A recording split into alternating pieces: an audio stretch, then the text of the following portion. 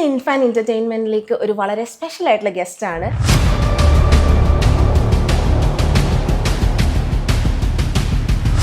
അപ്പോൾ എന്താ പറയുക, മനുഷ്യരെക്കാട്ടിലും ഒക്കെ മൃഗങ്ങളോട് സ്നേഹവും കാരുണ്യവും ഒക്കെ കാണിക്കുന്ന നമ്മുടെ ഒരു കാടിൻ്റെ ദേവത എന്നൊക്കെ വിശേഷിപ്പിക്കാനാണ് എനിക്കിഷ്ടം. I am very happy welcoming Roshni ചേച്ചി. വെൽക്കം. Thank you.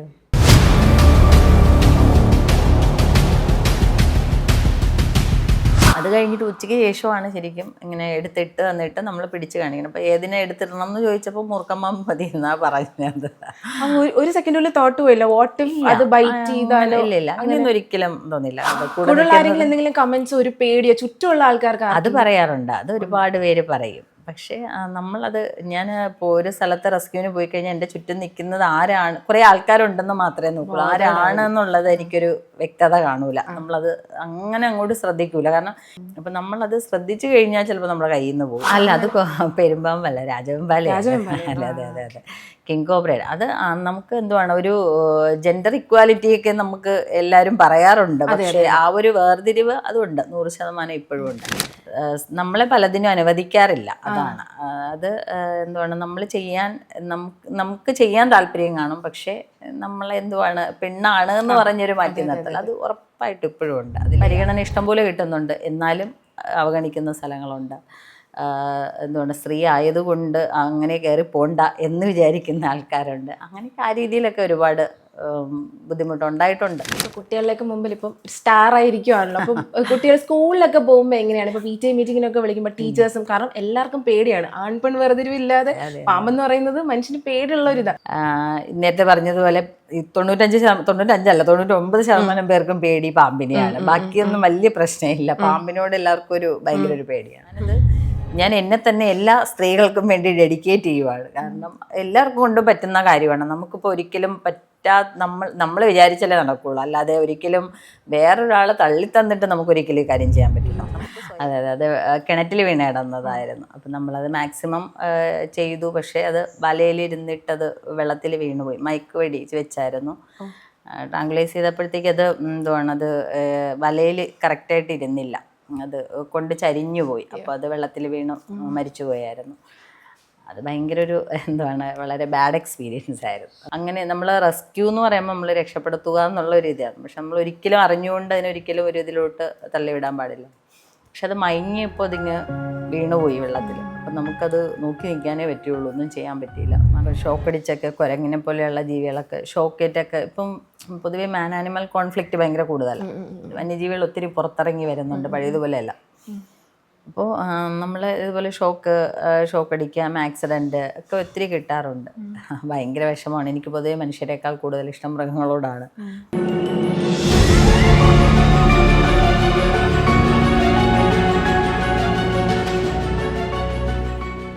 ചേച്ചി ഭയങ്കര ഡയറിങ് ആണ്. ഞാൻ നേരത്തെ പറഞ്ഞ പോലെ ഉറുമ്പിനെയൊക്കെ ഭയങ്കര ലാഘവത്തോടെ എടുത്തിടുന്ന പോലെയാണ് രാജവെമ്പാലയൊക്കെ എടുത്ത് ചാക്കിനകത്ത് ഇടുന്നത്.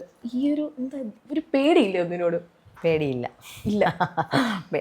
അത് ആ ഒരു വരിയിൽ എനിക്ക് പറയാനുള്ളൂ, പേടിയില്ല. പേടിയുണ്ടെങ്കിൽ നമുക്ക് ചെയ്യാൻ പറ്റില്ല.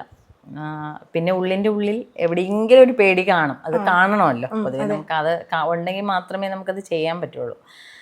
പക്ഷേ പുറമേ നമുക്ക് അങ്ങനെ ഒരു പേടി തോന്നിയാൽ ഒരിക്കലും ചെയ്യാൻ പറ്റില്ല റെസ്ക്യൂ.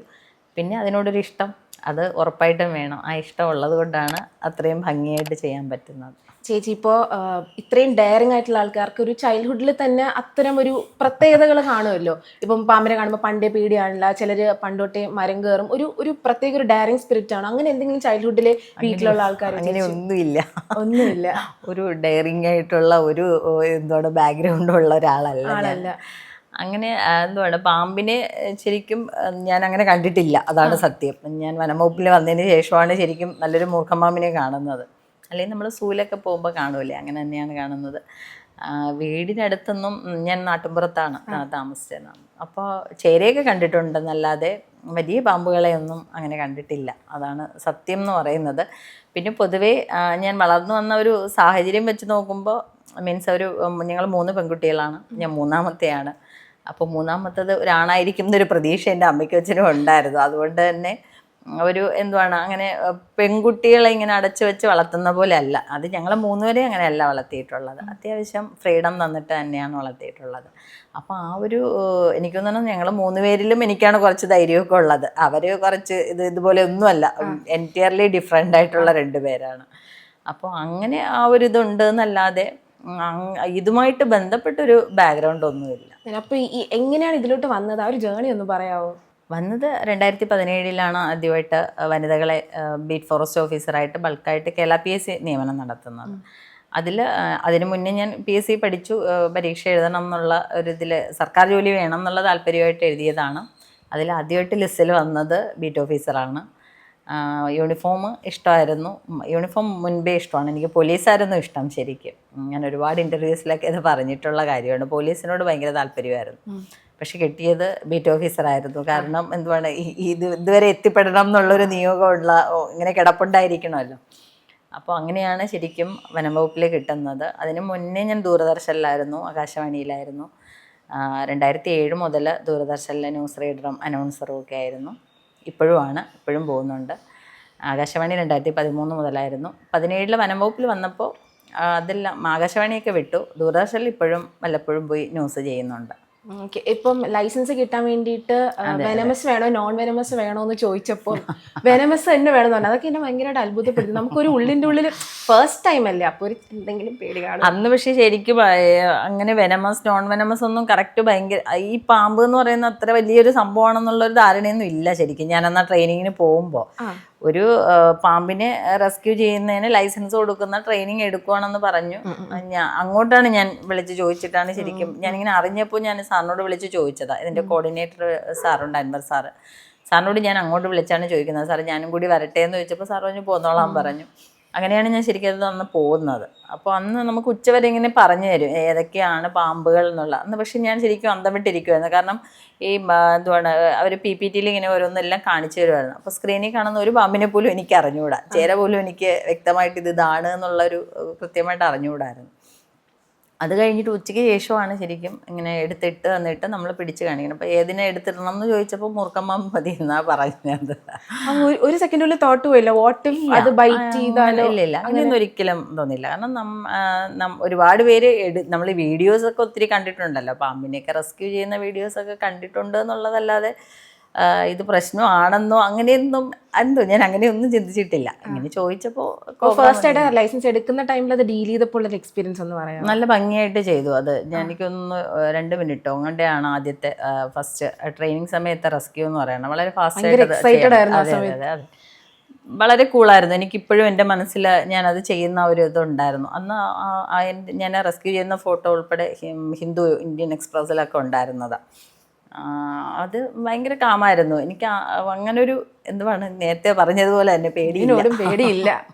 അതെ 2 മിനിറ്റിനകത്ത് കഴിഞ്ഞു. അതെ, അന്നത്തെ ഫസ്റ്റ് റെസ്ക്യൂ അങ്ങനെയായിരുന്നു. പിന്നീട് എന്തുവാണ് തനിയെ റെസ്ക്യൂ ചെയ്യാൻ പോയിട്ടുണ്ട്. ആദ്യമായിട്ട് തനിയെ പോയത് പൈത്തണായിരുന്നു. പെരുമ്പാമ്പാണ് ഫസ്റ്റ് എൻ്റെ ഫീൽഡ് റെസ്ക്യൂ. ആദ്യം പൈത്തണായിരുന്നു, ഒറ്റയ്ക്കാണ് പോയത്. അന്ന് ഭംഗിയായിട്ട് ചെയ്തു. അതും വളരെ ഈസി. വീട്ടിലുള്ളവർക്ക് ആ ടൈമിലൊക്കെ ടെൻഷൻ ഉണ്ടോ, ആദ്യമായിട്ട് പൈത്തനെയൊക്കെ പിടിക്കാൻ പോകുന്നത്? എൻ്റെ വീട്ടിൽ അങ്ങനെ അന്ന് എൻ്റെ ഹസ്ബൻഡ് കൂടെയാണ് വന്നത്. എനിക്ക് കൂട്ട് ഭയങ്കര കാമായിരുന്നു, കുഴപ്പമൊന്നുമില്ലായിരുന്നു. വിശ്വാസം ഉള്ളതുകൊണ്ടായിരിക്കും.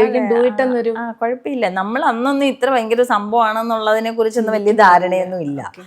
പൈത്തൺ എടുത്തു. പിന്നെ ഒരു ദിവസം ഫീൽഡിൽ നിന്ന് തന്നെ ഒരു മൂർഖമ്പാമ്പിനെ ഞാൻ രാത്രിയാണ് റെസ്ക്യൂ ചെയ്യാൻ പോയത്. അതിവിടെ എൻ്റെ വീടിന് അടുത്തൊരു സ്ഥലത്താണ്.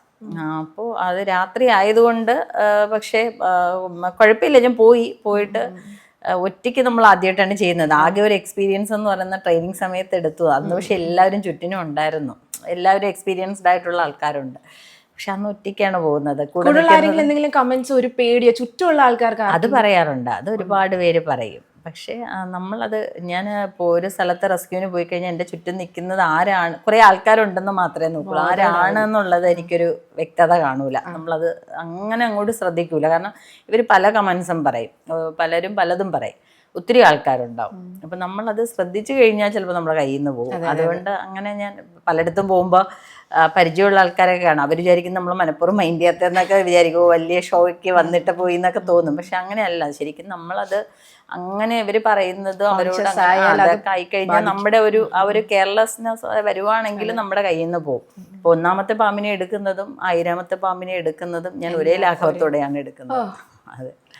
എനിക്ക് ചോദിക്കാനുള്ള ഒരു കാര്യം, സൊസൈറ്റിയിൽ എപ്പോഴും ഒരു ഡിസ്ക്രിമിനേഷൻ, സ്ത്രീ പുരുഷൻ ഈ ഒരു സംഗതി എപ്പോഴും എല്ലാ ഫീൽഡിലും ഉള്ള ഒരു കാര്യമാണ്.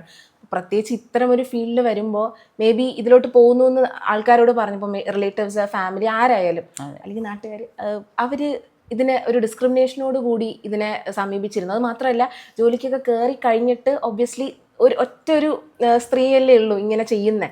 അപ്പോൾ ആ ഒരു സാഹചര്യത്തിലും ഇങ്ങനെ പിന്തിരിപ്പിക്കാനോ അല്ലെങ്കിൽ ഇവിടെ പെണ്ണല്ലേ ചെയ്യിപ്പിക്കണം അങ്ങനെ ഒരു കോമന്റും കാര്യങ്ങളും എപ്പോഴും നേരിട്ടിട്ടുണ്ടോ?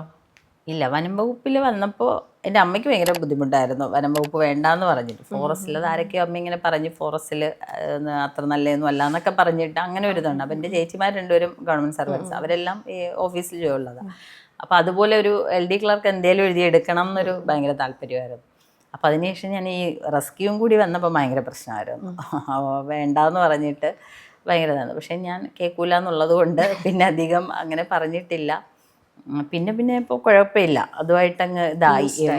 പിന്നെ പറയാറുണ്ട്, ഇതൊന്നും ആര് കേൾക്കാൻ പോകുന്നു, ഞാനിതൊന്നും അങ്ങനെ ശ്രദ്ധിക്കാൻ പോവാറില്ല. അമ്മ പറയും, അമ്മ ഇടയ്ക്കിടയ്ക്ക് പറയണം, ഇപ്പോഴും പറയാറുണ്ട്, കിങ് കോബ്രയെ പിടിക്കണം എന്ന് ആഗ്രഹം കഴിഞ്ഞല്ലോ, ഇനി മതിയാക്കി കൂടെ എന്ന് ഇപ്പോഴും ചോദിക്കാറുണ്ട്. പക്ഷേ എന്തുവാണ്, നമ്മുടെ അതൊരു എൻ്റെ ഡ്യൂട്ടി, ഇപ്പം സ്നേക്കിനെ റെസ്ക്യൂ ചെയ്യണം എന്നുള്ളത് എൻ്റെ ഡ്യൂട്ടിയല്ല. വനം വകുപ്പിലെ ജീവനക്കാരിയാണ് ഞാൻ. വന സംരക്ഷണം, വന്യമൃഗ സംരക്ഷണമാണ് എൻ്റെ ജോലി. അപ്പം അതിൽ പാമ്പിനെ റെസ്ക്യൂ ചെയ്യണം എന്ന് നിർബന്ധമില്ല. എനിക്ക് വേണമെങ്കിൽ ചെയ്യാതിരിക്കാൻ എൻ്റെ കൂടെയുള്ള ഒത്തിരി പേരുണ്ട്, ചെയ്യാത്തവരുണ്ട്. പക്ഷേ എനിക്കെന്തുവാണ്, ആ ജീവിയോടുള്ള ഒരു ഇഷ്ടം കൊണ്ട് ഞാൻ ചെയ്യുന്നത്. നമ്മളിപ്പോൾ ഒരാൾ എന്തുകൊണ്ട് ഒരു വീട്ടിൽ പെട്ടെന്നൊരു പാമ്പിനെ കണ്ടിട്ട് വിളിക്കുമ്പോൾ നമുക്കൊരിക്കലും എനിക്ക് പറ്റൂല എന്ന് പറയാൻ തോന്നൂല. അതിപ്പം എനിക്കൊരിക്കലും അങ്ങനെ തോന്നിയിട്ടില്ല. ഇപ്പം എനിക്ക് എത്തിപ്പെടാൻ പറ്റാത്ത സ്ഥലമാണെങ്കിൽ നമ്മൾ വേറെ ആളിനെ, വോളണ്ടിയേഴ്സിനെ നമ്മൾ കണക്ട് ചെയ്ത് വിടും. എന്നിട്ട് അതിനെ അവരെ എടുക്കുന്നത് വരെ നമുക്ക് ഒരു ടെൻഷനാണ്, അത് സേഫായിട്ട് അത് മാറിയോ എന്നുള്ള കാര്യം ആലോചിക്കുമ്പോൾ. അല്ലാതെ നമുക്ക് എന്താണ് ഡിസ്ക്രിമിനേഷനായി അങ്ങനെ വലിയ പ്രശ്നമൊന്നും ഇതുവരെ അങ്ങനെ ഒരു ബുദ്ധിമുട്ടൊന്നും ഉണ്ടായിട്ടില്ല. ഞാൻ ആദ്യമായിട്ട് എന്തോ പെരുമ്പാമ്പിനെ ആരും എടുത്തപ്പോൾ അത് കാണണം എന്ന് പറഞ്ഞിരുന്നു, പക്ഷെ കൊണ്ടുപോയില്ല. ഏതോ ഓഫീസ് അല്ല, അത് പെരുമ്പാമ്പല്ല, രാജവെമ്പാല. അതെ അതെ അതെ അതെ, കിങ് കോബ്രയുടെ. അത് നമുക്ക് എന്തുവാണ്, ഒരു ജെൻഡർ ഇക്വാലിറ്റിയൊക്കെ നമുക്ക് എല്ലാവരും പറയാറുണ്ട്. പക്ഷേ ആ ഒരു വേർതിരിവ് അതുണ്ട്, 100% ഇപ്പോഴും ഉണ്ട്. നമ്മളെ പലതിനും അനുവദിക്കാറില്ല. അതാണ് അത്. എന്തുവാണ്, നമ്മൾ ചെയ്യാൻ നമുക്ക് ചെയ്യാൻ താല്പര്യം കാണും, പക്ഷേ നമ്മളെന്തുവാണ്, പെണ്ണാണ് എന്ന് പറഞ്ഞൊരു മാറ്റി നിർത്തൽ അത് ഉറപ്പായിട്ടും ഇപ്പോഴും ഉണ്ട്. അതിൽ യാതൊരു സംശയവും ഇല്ല. അതിന് നമ്മൾ എത്രയൊക്കെ ഇല്ല എന്ന് പറഞ്ഞാലും ഒരിക്കലും ഞാനത് സമ്മതിച്ചു കൊടുക്കില്ല. പലയിടത്തും പരിഗണന ഇഷ്ടംപോലെ കിട്ടുന്നുണ്ട്, എന്നാലും അവഗണിക്കുന്ന സ്ഥലങ്ങളുണ്ട്. എന്തുകൊണ്ട്, സ്ത്രീ ആയതുകൊണ്ട് അങ്ങനെ കയറി പോണ്ട എന്ന് വിചാരിക്കുന്ന ആൾക്കാരുണ്ട്. അങ്ങനെയൊക്കെ ആ രീതിയിലൊക്കെ ഒരുപാട് ബുദ്ധിമുട്ടുണ്ടായിട്ടുണ്ട്, ഒത്തിരി ഉണ്ടായിട്ടുണ്ട്. ഇപ്പോൾ കുട്ടികളിലേക്ക് മുമ്പിൽ ഇപ്പം സ്റ്റാർ ആയിരിക്കുവാണല്ലോ. അപ്പം കുട്ടികൾ സ്കൂളിലൊക്കെ പോകുമ്പോൾ എങ്ങനെയാണ്, ഇപ്പോൾ PTA മീറ്റിങ്ങിനൊക്കെ വിളിക്കുമ്പോൾ ടീച്ചേഴ്സും, കാരണം എല്ലാവർക്കും പേടിയാണ്, ആൺപെൺ വേർതിരിവില്ലാതെ പാമ്പെന്ന് പറയുന്നത് മനുഷ്യന് പേടിയുള്ള ഒരു ഇതാണ്. അപ്പം ഭയങ്കര റെസ്പെക്റ്റോടെയും പ്രൗഡൊക്കെ ആയിട്ടായിരിക്കുമല്ലോ, റെസ്പെക്റ്റോടെ ആയിരിക്കുമല്ലോ കുട്ടികളൊക്കെ കാണുന്നത്. എങ്ങനെയാണ് ആ ഒരു ഇഷ്ടമാണ് എല്ലാവർക്കും പൊതുവെ, അതാണ് ശരിക്കും പറയാനുള്ളത്. കാരണം നേരത്തെ പറഞ്ഞതുപോലെ 99% പേർക്കും പേടി പാമ്പിനെയാണ്. ബാക്കിയൊന്നും വലിയ പ്രശ്നമില്ല, പാമ്പിനോട് എല്ലാവർക്കും ഭയങ്കര ഒരു പേടിയാണ്. അപ്പോൾ അതിനെ അത്ര ഇതായിട്ട് ചെയ്യുന്നത് കൊണ്ടായിരിക്കും എല്ലാവർക്കും വലിയ കാര്യമാണ്. ഈ പറഞ്ഞതുപോലെ എന്തുവാണ്, ഞാൻ എന്നെ തന്നെ എല്ലാ സ്ത്രീകൾക്കും വേണ്ടി ഡെഡിക്കേറ്റ് ചെയ്യുവാണ്. കാരണം എല്ലാവർക്കും കൊണ്ട് പറ്റുന്ന കാര്യമാണ്. നമുക്കിപ്പോൾ ഒരിക്കലും നമ്മൾ വിചാരിച്ചാലേ നടക്കുകയുള്ളൂ. അല്ലാതെ ഒരിക്കലും വേറൊരാൾ തള്ളിത്തന്നിട്ട് നമുക്കൊരിക്കലും ഈ കാര്യം ചെയ്യാൻ പറ്റില്ല. നമുക്ക് സ്വയം ഒരു ബോധം വേണം, നമുക്കിങ്ങനെ ചെയ്യണം എന്നൊരു താല്പര്യം ഉണ്ടെങ്കിൽ മാത്രമേ അത് ചെയ്യാൻ പറ്റുള്ളൂ. ഇപ്പോൾ വനംവകുപ്പിൽ തന്നെ ഒത്തിരി പെൺകുട്ടികൾക്ക് ലൈസൻസ് കൊടുക്കുന്നുണ്ട്. ഒരുപാട് പേര് റെസ്ക്യൂ ചെയ്യുന്നവരും ഉണ്ട്, വേറെ ജില്ലയിലൊക്കെ ചെയ്യുന്നുണ്ട്. പിന്നെ ഫീൽഡിൽ ഇറങ്ങി ചെയ്യുക എന്ന് പറയുന്നത് അത് നമ്മൾ വിചാരിക്കുമ്പോൾ അത്ര ഈസി അല്ല. അതിന് നമ്മളെ കുറ്റം പറയാനൊക്കെ ഒത്തിരി പേരുണ്ടാവും. അങ്ങനെയല്ല, ഈ പുറത്തു നിന്ന് പറയുന്ന ആൾക്കാർക്ക് ഇതിനെക്കുറിച്ച് ഒരു ധാരണയില്ലാത്തവരാണ് പറയുന്നത്. ഇതിലോട്ട് ഇറങ്ങി വരുമ്പോഴേ അതിൻ്റെ ഒരു ബുദ്ധിമുട്ട് മനസ്സിലാവുള്ളൂ. അപ്പോൾ അത് ഫീൽഡിലിറങ്ങി ചെയ്യണമെങ്കിൽ ഒന്നാമത് നമുക്ക് ഈ ഒരു ധൈര്യം ഉണ്ടാവണം, പിന്നെ ഒരു ഇഷ്ടം വേണം.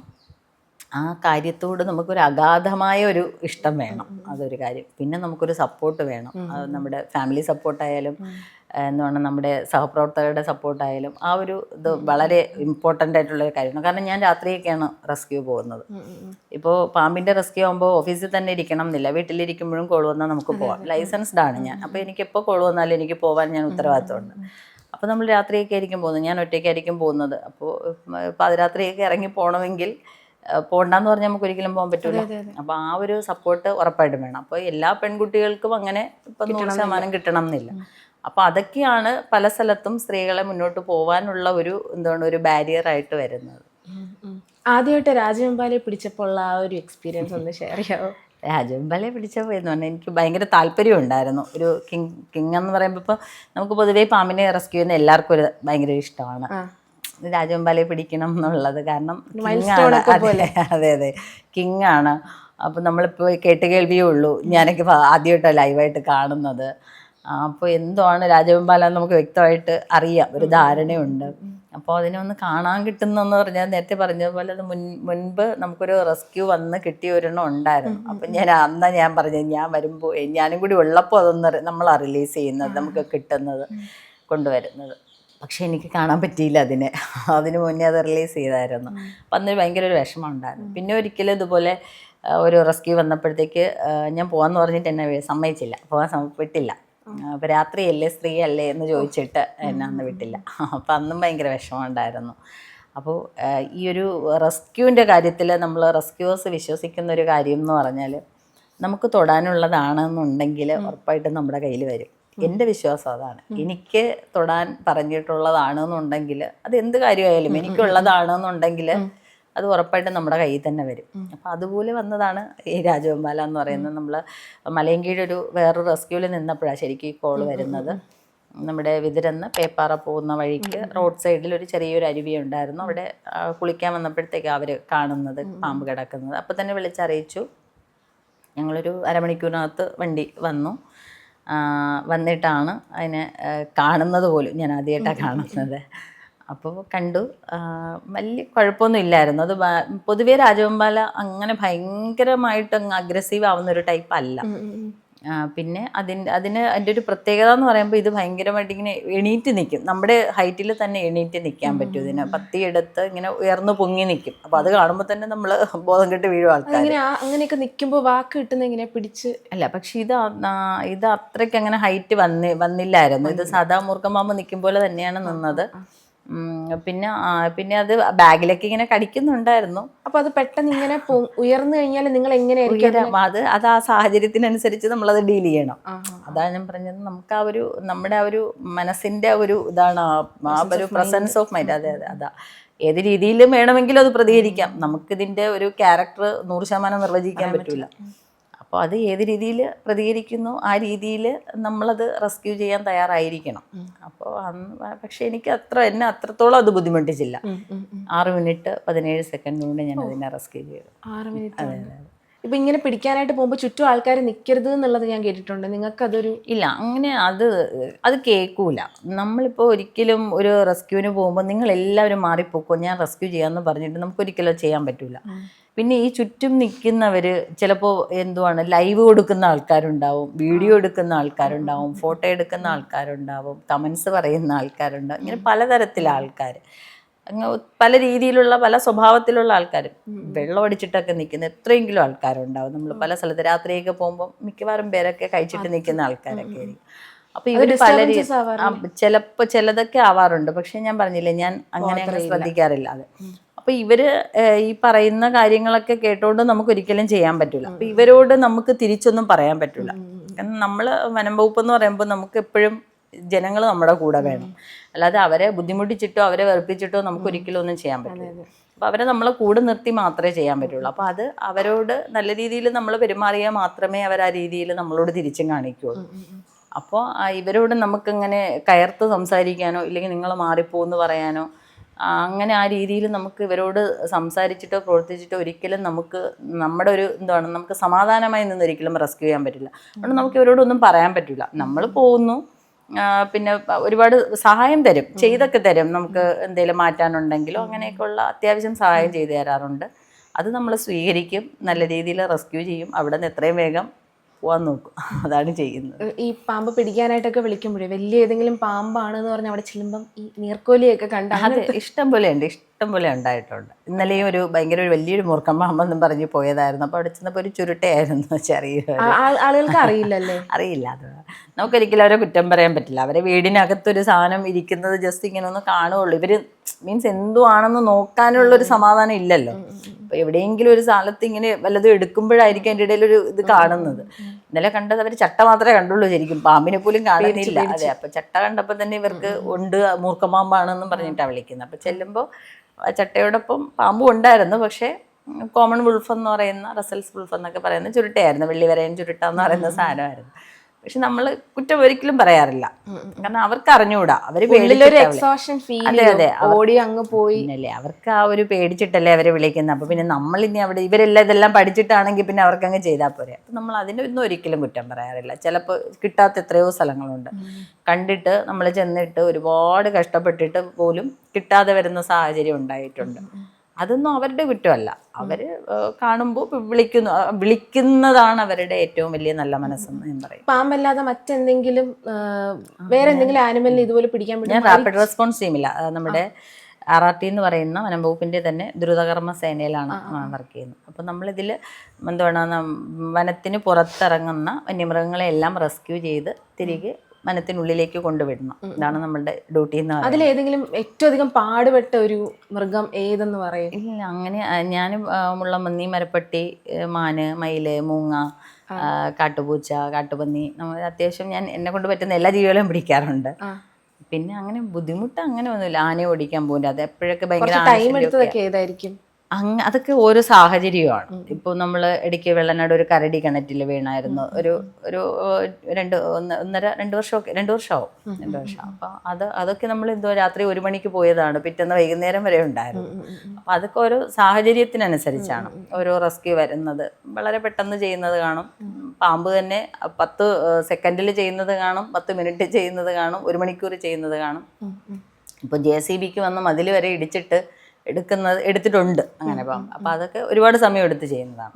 അപ്പം അതെല്ലാം ആ ഒരു ഇരിക്കുന്ന സാഹചര്യം പോലെ ആയിരിക്കും കൂടുതലും വരുന്നത്. കരടീനെ പിടിച്ച ഒരു എക്സ്പീരിയൻസ്? ആ കരടി ചത്തുപോയി. അതെ, അത് കിണറ്റിൽ വീണ് കിടന്നതായിരുന്നു. അപ്പം നമ്മളത് മാക്സിമം ചെയ്തു. പക്ഷേ അത് വലയിലിരുന്നിട്ടത് വെള്ളത്തിൽ വീണുപോയി. മയക്ക് വെടി വെച്ചായിരുന്നു. ട്രാങ്കുലൈസ് ചെയ്തപ്പോഴത്തേക്ക് അത് അത് വലയിൽ കറക്റ്റായിട്ട് ഇരുന്നില്ല, അത് കൊണ്ട് ചരിഞ്ഞു പോയി. അപ്പോൾ അത് വെള്ളത്തിൽ വീണ് മരിച്ചു പോയായിരുന്നു. അത് ഭയങ്കര ഒരു വളരെ ബാഡ് എക്സ്പീരിയൻസ് ആയിരുന്നു. ഭയങ്കര സങ്കടമുള്ളൊരു കാഴ്ചയായിരുന്നു. ഇപ്പോഴും അതിങ്ങനെ മറിഞ്ഞു വീഴുന്ന ഒരു രംഗം മനസ്സിൽ ഇപ്പോഴും കിടപ്പുണ്ട്. അത് ഭയങ്കര വിഷമമുള്ളൊരു കാര്യം. നമ്മൾ റെസ്ക്യൂ എന്ന് പറയുമ്പോൾ നമ്മൾ രക്ഷപ്പെടുത്തുക എന്നുള്ളൊരു ഇതാണ്. പക്ഷെ നമ്മൾ ഒരിക്കലും അറിഞ്ഞുകൊണ്ട് അതിനൊരിക്കലും ഒരു ഇതിലോട്ട് തള്ളിവിടാൻ പാടില്ല. പക്ഷെ അത് മയങ്ങിയപ്പോൾ അതിങ്ങ് വീണുപോയി വെള്ളത്തിൽ. അപ്പം നമുക്കത് നോക്കി നിൽക്കാനേ പറ്റുള്ളൂ, ഒന്നും ചെയ്യാൻ പറ്റിയില്ല. കാരണം ആ കിണർ അത്രമാത്രം ആഴമുള്ള കിണറായിരുന്നു. അതെങ്ങനെ കരടി കിണറിൽ പോയത്? അത് ഭയങ്കര വലിയൊരു സംഭവമായിരുന്നു ആ സമയത്ത്. കാരണം വെള്ളനാട് എന്ന് പറയുന്നത് ഇവിടെ വളരെ അടുത്താണ്, ഇവിടെ നിന്നൊരു 4 കിലോമീറ്റർ അപ്പുറത്തുള്ള സ്ഥലത്ത്. അപ്പം ഇത്രയും അടുത്തൊരു സ്ഥലത്ത് കരടിയെ പോലെ അത്രയും വലിയൊരു ജീവി വരണം എന്ന് പറഞ്ഞാൽ എങ്ങനെ വന്നു എന്നുള്ളതിനെ കുറിച്ച് ഇപ്പോഴും നമുക്ക് ശരിക്കും ധാരണയില്ല. അഗസ്ത്യവനം എന്ന് പറയുന്നത് തന്നെ ഇവിടെ നിന്നൊരു ഒത്തിരി ദൂരെയാണ്, ഒരുപാട് കിലോമീറ്റേഴ്സ് ദൂരം ഉള്ളതാണ്. അപ്പോൾ അതൊരു വളരെ ഒരു ബാഡ് എക്സ്പീരിയൻസ് ആയിരുന്നു. ഈ മൃഗങ്ങളോടൊക്കെ ഭയങ്കര സ്നേഹമായിരിക്കില്ല, അവരെ റെസ്ക്യൂ ചെയ്യണം, അത്രയും ഒരു ലവ് ഫോർ ആനിമൽസ് ഉണ്ടെങ്കിലേ നിൽക്കാൻ പറ്റും. അപ്പം ഇങ്ങനെയുള്ള വാർത്തകൾ അറിയുമ്പോഴോ നേരിട്ടിപ്പം ചെല്ലുമ്പോഴൊക്കെ ചിലപ്പോൾ മരിച്ച നിലയിലൊക്കെ കാണാറുണ്ടോ? അപ്പം അത് എത്രത്തോളം ബാധിക്കും? അത് ഒരുപാട് അങ്ങനെ കണ്ടിട്ടുണ്ട്. ഇപ്പോൾ ഷോക്കടിച്ചൊക്കെ കുരങ്ങിനെ പോലെയുള്ള ജീവികളൊക്കെ ഷോക്കേറ്റൊക്കെ ഇപ്പം പൊതുവെ മാൻ ആനിമൽ കോൺഫ്ലിക്റ്റ് ഭയങ്കര കൂടുതലാണ്. വന്യജീവികൾ ഒത്തിരി പുറത്തിറങ്ങി വരുന്നുണ്ട്, പഴയതുപോലെയല്ല. അപ്പോൾ നമ്മൾ ഇതുപോലെ ഷോക്കടിക്കാം, ആക്സിഡൻറ്റ് ഒക്കെ ഒത്തിരി കിട്ടാറുണ്ട്. ഭയങ്കര വിഷമമാണ്. എനിക്ക് പൊതുവെ മനുഷ്യരെക്കാൾ കൂടുതൽ ഇഷ്ടം മൃഗങ്ങളോടാണ്, 100%. അപ്പോൾ പോയി കാണുമ്പോൾ ഒരു ഇത്തിരിയെങ്കിലും ഇതുണ്ടെങ്കിൽ ഉറപ്പായിട്ടും നമ്മൾ കൊണ്ടുവന്ന് രക്ഷപ്പെടുത്തിയൊക്കെ എടുക്കാറുണ്ട്.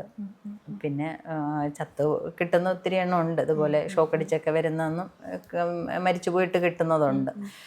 അങ്ങനെയുള്ളതിനെയൊക്കെ എന്ത് ചെയ്യാൻ പറ്റും? ഓരോ ലൈഫിന് ഓരോ ഇതുണ്ടല്ലോ, അത്രേ വിചാരിക്കും. ഇപ്പം നോർമലായിട്ട് ഇപ്പം എനിക്കുള്ളൊരു ഡൗട്ടാണ്, ഞാൻ കേട്ടിട്ടുണ്ട് സ്നേക്സിൻ്റെ കാര്യത്തിൽ ഭയങ്കര വിഷമുള്ള ജീവിയാണ്, പക്ഷെ നമ്മൾ അതിനെ ഉപദ്രവിച്ചാൽ മാത്രമേ നമ്മളെ അത് തിരിച്ച് കൊത്തത്തുള്ളൂ എന്ന് കേട്ടിട്ടുണ്ട്. ചില കേസസിൽ പറയുന്നുണ്ട് അത് അതിന് അടുത്തൂടെ പോയാൽ തന്നെ എനിക്ക് കൊത്താൻ തോന്നി വന്ന് കൊത്തുന്നും കേട്ടിട്ടുണ്ട്. എനിക്കറിയില്ല ഇതെങ്ങനെയായത്. നമ്മൾ എപ്പോഴും കോൺഷ്യസ് ആയിരിക്കണം, സ്നേക്കിനെ കണ്ടു കഴിഞ്ഞാൽ ഉടനെ നമ്മളെപ്പോഴും സേഫായി മാറി നിൽക്കണം, അങ്ങനെ ഉണ്ടോ? അങ്ങനെ 100% പറയാൻ പറ്റില്ല. കാരണം ഒരു ജീവിയും ഒരു വന്യജീവിയും ഒരു ആവശ്യമില്ലാതെ ഉപദ്രവിക്കൂല. ഇപ്പം ഇവർക്ക് ആവശ്യം ഫുഡും ഷെൽട്ടറും മാത്രമാണ്. അവർക്ക് വേറെ പ്രത്യേകിച്ച് ഉത്തരവാദിത്തങ്ങളൊന്നുമില്ല. അവർക്ക് സമയത്തിന് ആഹാരം കിട്ടണം, അത് കഴിഞ്ഞാൽ അവർക്ക് എവിടെയെങ്കിലും വിശ്രമിക്കണം, എവിടെയെങ്കിലും കിടക്കണം. ഇത് മാത്രമാണ് എല്ലാ വന്യജീവികൾക്കും അതാണ് ആവശ്യം.